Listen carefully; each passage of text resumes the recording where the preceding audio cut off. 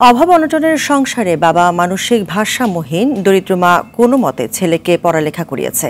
স্বপ্ন দেখেছিলেন ছেলে বড় হলে সংসারের হাল ধরবে, কিন্তু বিধিবাম ছাত্র অবস্থাতেই বৈষম্য বিরোধী ছাত্র আন্দোলনের সময় সরকারি গাড়িতে পিষ্ট হয়ে মৃত্যু হয় শিক্ষার্থী মাহবুব আলমের। এতে শোকে বিহ্বল পরিবার। শেরপুর থেকে মুগনিউর রহমান মনির রিপোর্ট, জানাচ্ছেন ইমরুল কায়েস। পুরানো দিয়ে নতুন নিতে আজই চলে আসুন আপনার নিকটস্থ ওয়ালটন শোরুমে। চোখে ছিল বিশ্বজয়ের স্বপ্ন, ছিল দরিদ্র পরিবারের হাল ধরার প্রত্যয়, অথচ আজ সবটাই যেন ফিকে। স্বপ্ন পূরণের আগেই পৃথিবীর মায়া ছেড়ে চলে গেলেন পরপারে। এমনটাই ঘটে বৈষম্য বিরোধী ছাত্র আন্দোলনে নিহত কলেজ শিক্ষার্থী মাহবুব আলমের সঙ্গে। গেল ৪ আগস্ট শেরপুর শহরের কলেজ মোড় এলাকায় বৈষম্যবিরোধী ছাত্র আন্দোলনের মিছিলে প্রশাসন ও আইনশৃঙ্খলা রক্ষাকারী বাহিনীর দ্রুতগতির গাড়ির চাপায় নিহত হন মাহবুব আলম। মানসিক ভারসাম্যহীন দরিদ্র মিরাজ আলীর ৫ সন্তানের মধ্যে চতুর্থ মাহবুব। তবে অভাবের সংসারে হাল ধরতে কলেজে পড়া অবস্থায় শুরু করেন চাকরি করা। স্বপ্ন দেখেন পরিবারের অভাব অনটন কাটিয়ে স্বাবলম্বী হওয়ার। সবটাই যেন এখন স্বপ্ন রয়ে গেল। সন্তানের শোকে কাঁদতে কাঁদতে মা, বোন ও স্বজনদের চোখের পানি যেন শুকিয়ে গেছে।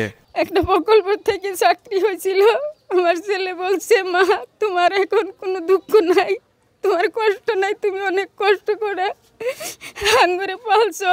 যারা আমার ছেলেরে হত্যা করছে, আমি ওই ম্যাজিস্ট্রেটের গাড়ি ভিডিওতে দেখছি আমার ছেলের উপরে তুলে দিছে।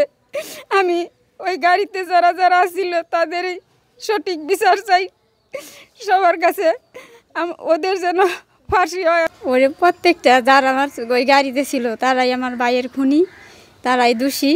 আর প্রকৃত খুনি যারা, তাদের জন্য নির্মম দৃষ্টান্তমূলক শাস্তি হয়, তাদের কঠোর শাস্তি হবে। মেধাবী শিক্ষার্থী মাহবুবের এমন হত্যার সুষ্ঠু বিচার দাবি স্বজনদের।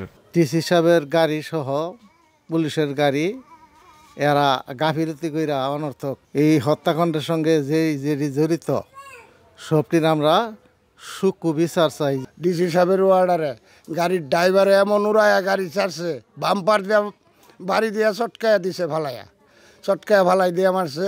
এগরে দেশবাসীর টান বিচার চাই, রাষ্ট্রপতির টান বিচার চাই। আমার এই ভাইয়ের হত্যাকাণ্ডে যারা প্রকৃত দোষী এবং যাদের নির্দেশনায় এই হত্যাকাণ্ড গণমিছিলের উপরে প্রশাসন সংগঠিত করছে, তাদের জন্য সুস্থভাবে বিচার করা হয়। সবারই কম্পিউটার শিখাইতো, বাইতো শিখাইতো, কলেজ মুরদু হান দিছে শিখাইতো। মাহবুব হত্যায় জড়িতদের বিচারে বর্তমান সরকার পদক্ষেপ নেবে, এমনটাই প্রত্যাশা এলাকাবাসীর।